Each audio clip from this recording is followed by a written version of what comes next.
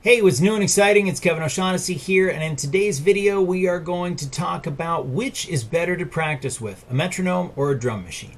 If this is your first visit to the channel, thanks for stopping by. Again, my name is Kevin O'Shaughnessy. I've been a professional musician for about 20 years, a guitar instructor for 13, and I'm here to help enthusiastic musicians such as yourself get a little further, a little faster on the guitar.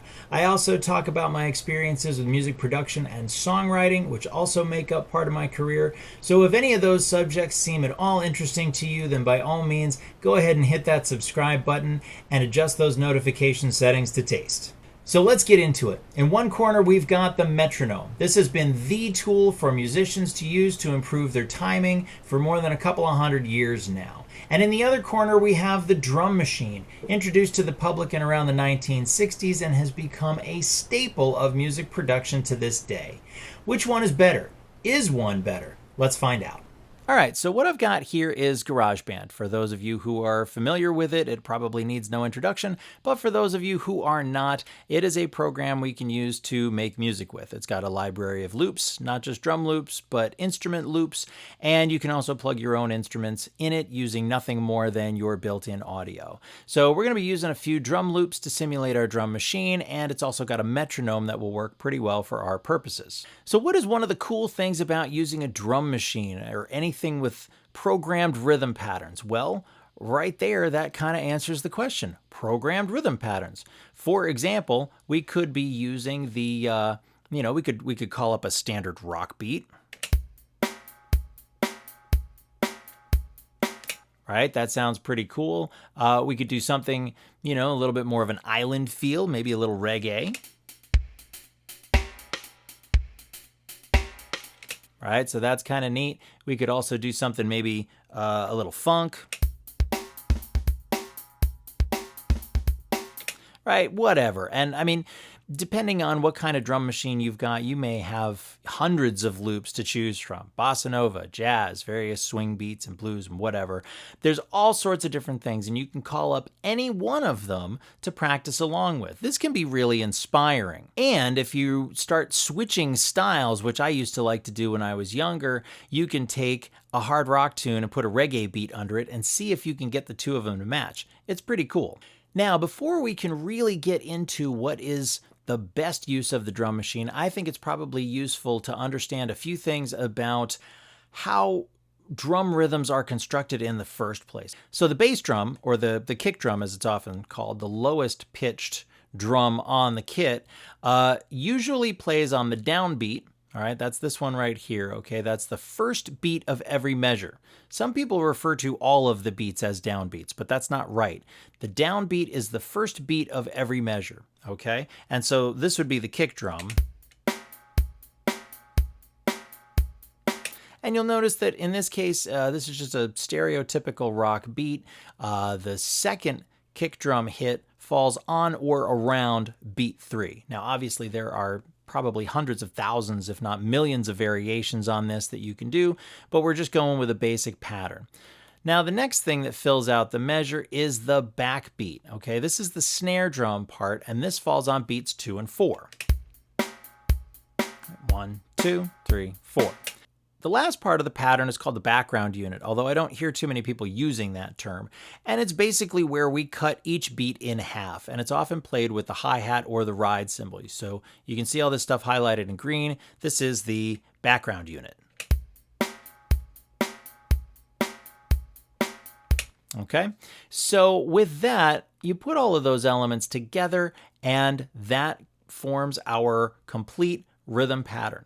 Now, what you can do with this is you can start playing with any one of those elements. So, for example, let's see what happens if I create a guitar part that follows along mostly with the downbeat. Check this out.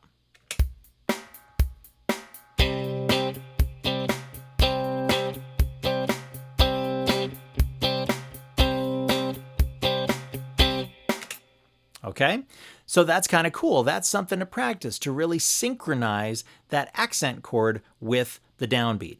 Now let's change it up. We'll do something with the backbeat. Remember, that's the snare drum beat that falls on 2 and 4. Check this out. 2, 3, 4.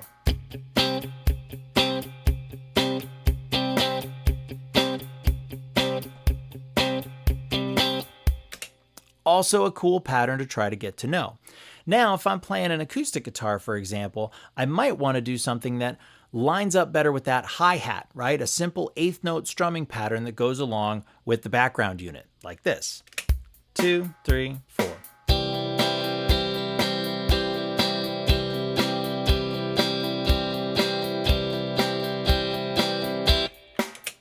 Okay, so these are different ways that you can use a single pattern in a drum machine to work on feeling the different aspects of the drum pattern.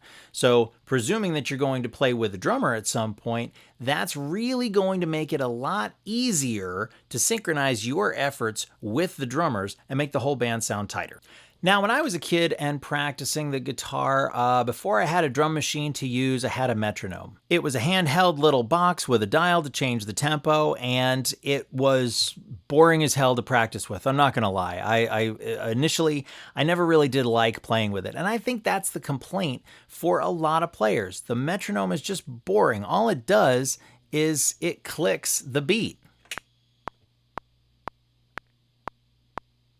1, 2, 3, 4, 1, 2, 3, 4. Boring, right? Except there are a few things you can do with it that make it a little bit more interesting. First of all, let me pick one of the guitar patterns that I was playing in the previous example, and I'll show you what that sounds like with the metronome. 2, 3, 4.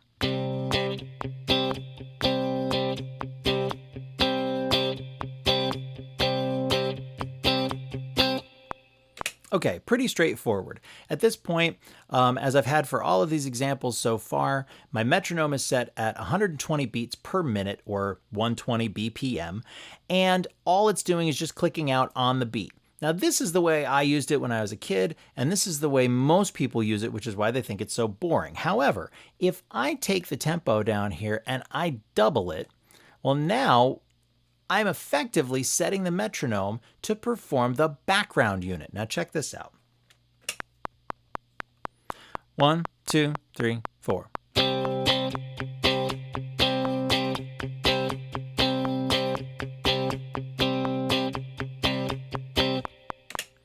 See, now that's a little cooler, and it really gives you an opportunity to tighten up those eighth notes.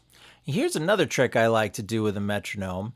Instead of doubling the tempo, I'm gonna half the tempo. I'm gonna dial this down to 60, and this is gonna get a little tricky. Basically, what we're gonna do now is we're going to effectively pretend that the metronome is the kick drum. All right, check this out. 1, 2, 3, 4. 1, 2, 3, 4.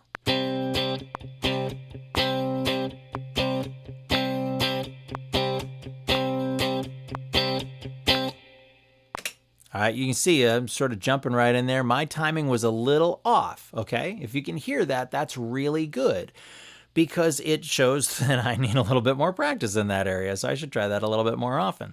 Now, here's something else I can do with the tempo and half, and that is I can pretend that this is the snare drum, okay? So I'm gonna recount this, but instead of the click happening on beats 1 and 3 of each measure, it's gonna be 2 and 4. Check this out. 1, 2, 3, 4. 1, 2, 3, 4.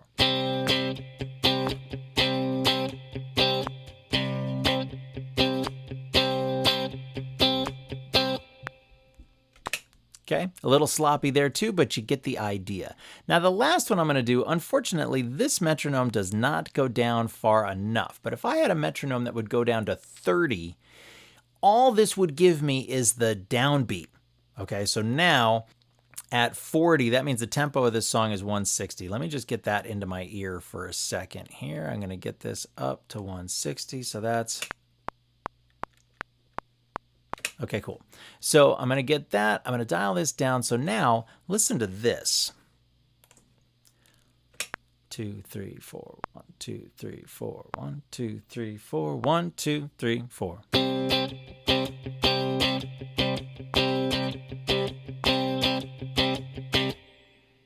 Hear that? Now, in those cases, if you do it right, you don't actually hear the metronome click, and that's kind of cool. That means your timing is really, really good because you're hitting the metronome click at the exact same moment that that click is coming through the speakers, and that's fantastic timing. But you can see how each one of these methods can be a little bit more challenging than just playing along with the drum groove. So in the end, in my opinion anyway, I don't know if there is one that's better than the other. Both have their merits. I've found that working with a metronome, especially with some of these ideas that I've presented here, really helps my timing a lot better, especially when I'm using the metronome as either the backbeat or just the downbeat, because I really have to make sure that I'm good at spacing out all of those notes so that they line up with the metronome in just the right time. At the same time, working with a drum machine is really, really good at helping you learn and understand all of the different parts that go into a drum groove. And if it comes down to playing with other musicians, you're going to need that skill at some point. So why not practice it with the drum machine? To be perfectly honest, I use both a metronome and a drum machine, so it's really up to you. Bottom line, whichever tool gets you to play more often and practice and enjoy it is the one that's right for you. So these are my thoughts on the subject, but what do you think? Which do you think is better, the metronome or the drum machine? Do you have another method for improving your timing? Connect with me in the comments. I'd love to hear what you think on this subject. Until next time, I'm Kevin O'Shaughnessy. Good luck practicing. I'll see you in the next video.